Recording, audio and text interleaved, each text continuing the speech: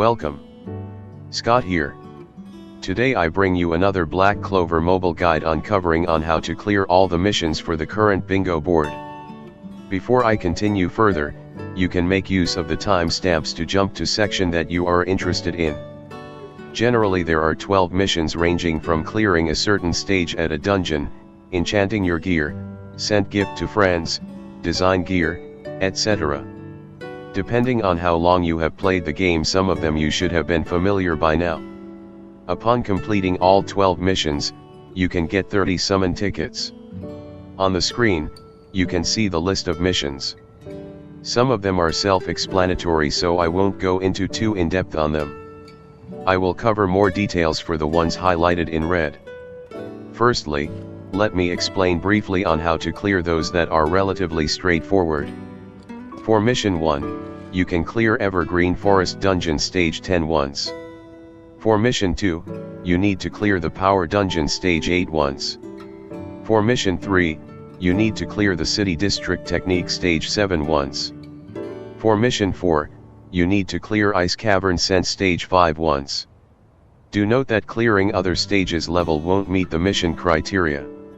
You can clear the previous stages before you can access the stage.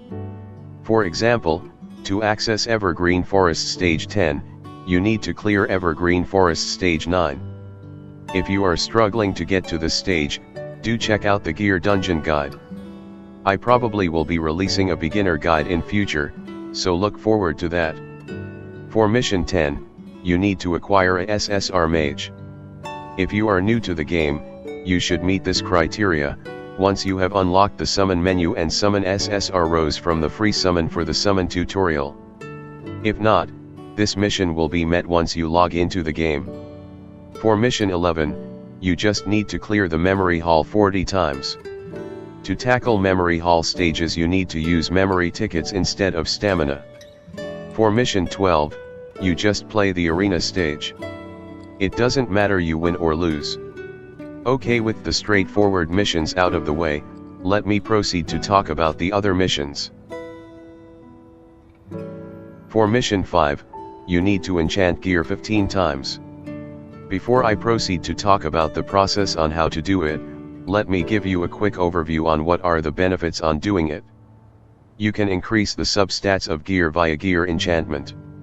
Enchanting requires magic enhancement stones, and the type of stone required depends on the stats you wish to enchant. The higher the grade of magic enchantment stone, the greater the chances of obtaining higher substats. You can get the materials at the city district. Plus the stats increase. Range difficulties differ depending on the grade of the magic enchantment stone, and you cannot use magic enchantment stones of certain grades if they cause the stats to exceed a certain range. Once increased, stats will never decrease. So enchant away. You can access the enchant menu by select the gear that you want to enchant, followed by selecting the growth sub-menu where you can find the enchant option. So let me showcase a demo.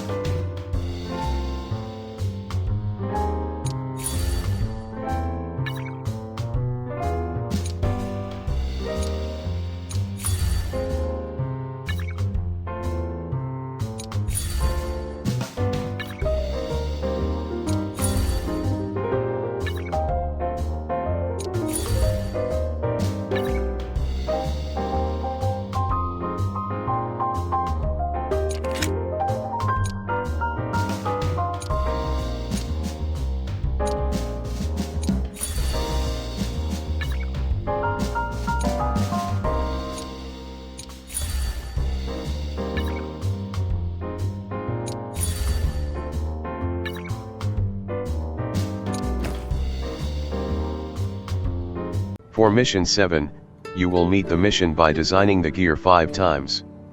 If you have watched my gear dungeon video, you probably know how to access the menu already. If you have been diligently doing your gear farming, you should have probably accumulated tons of SSR gear. You can recycle them into better gear by visiting Vanessa at the hideout. You can design gear by using the block or main stats options. However, there are rates of getting the gear. Some items, you might end up getting worse gear, and if you are lucky you might get gear that you are looking for. On the screen you can find a table on what are requirements for the exchange. You can select up to 10 gear per design execution. If you have selected 8 SSR and 2 UR gear, you will get 10% chance of SSR, 60% chance of UR and 30% of LR. If you have selected 6 SSR gear, you will get 60% chance of SSR and 40% chance of UR. If you have selected 6 UR gear, you will get 10% chance of SSR, 60% chance of UR and 30% chance of LR. If you have selected 3 LR gear, you will get 10% chance of SSR, 60% chance of UR and 30% chance of LR. If you have selected 3 UR gear, you will get 60% chance of SSR and 40% chance of UR. Okay, let's proceed to the next section. For mission 6, you just need to send a gift to a friend 60 times. The number of friends that you can get will depend on your account rank. At rank 23, I can have up to 30 friend units. So I will meet the mission by doing the send gift request in 2 days. To access the send gift button, you just need to click on the Clover main menu and select Friends menu. At the bottom right of the screen, you will see the Send Gifts to All button. So go and get more friends and support the community. Do remember to send gifts every day. So what are the benefits of getting these friendship points? Once you accumulate 200 friendship points, you can use them for the friendship summon, where you can get generic skill pages. This is a very important process if you are playing the game as a free-to-play player. Once you got those skill pages, you can go to visit Gordon at the hideout, where you can salvage them for skill shards or skill minerals.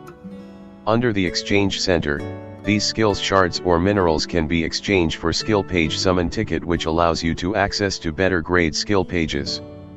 The better the skill page, the better boost you will get for your battle power. This is one key method of powering up your characters. For mission 9, you need to use an assisting mage 20 times. Generally, you are limited to use 5 assisting mages per day. So if you do this every day, you will complete the mission on your 4th day. Do note that you cannot use assisting mage feature for the bond patrol stages. You can use them to support your squad to complete the normal challenges such as the Evergreen Forest, Dungeon, City District, or the Ice Cavern fights. If you are new to the game, use assisting mage to carry your team so that you can progress the story chapters to get the resources to pull for the units that you desire. Use an assisting mage under your friend list will get 7 friendship points per use and 3 friendship points for non-friend mages unit. Before I proceed to the last section of the guide, let me showcase a quick demo on how to select an assisting mage.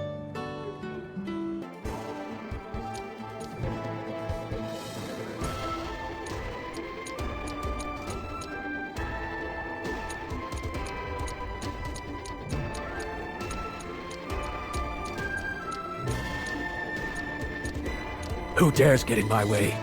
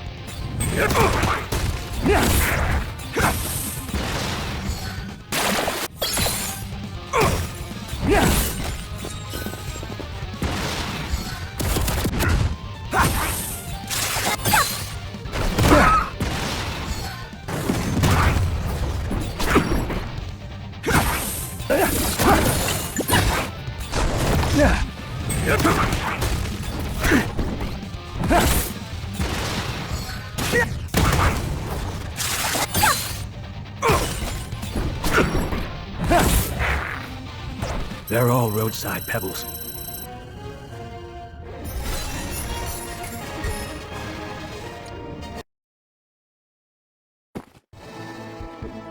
For Mission 8, you need to flourish 10 talent slots. For every character, they have 6 talent slots for each category: attack, defense, and support. To flourish a talent slot, you need to get 20 normal talent seeds and 10 rare talent seeds. If you don't want to use talents, you can spend 900 black crystal to flourish a talent slot.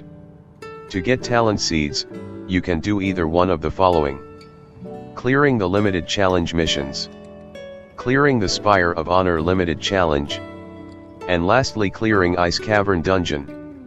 My recommendation is not use black crystals to meet this. So it is best to do your grinding at the Ice Cavern dungeon. I will suggest you to do them at the Ice Cavern Power Dungeon Stage 9. You shouldn't have any difficulty in doing this if your team is able to do the gear farming at Stage 15 on auto.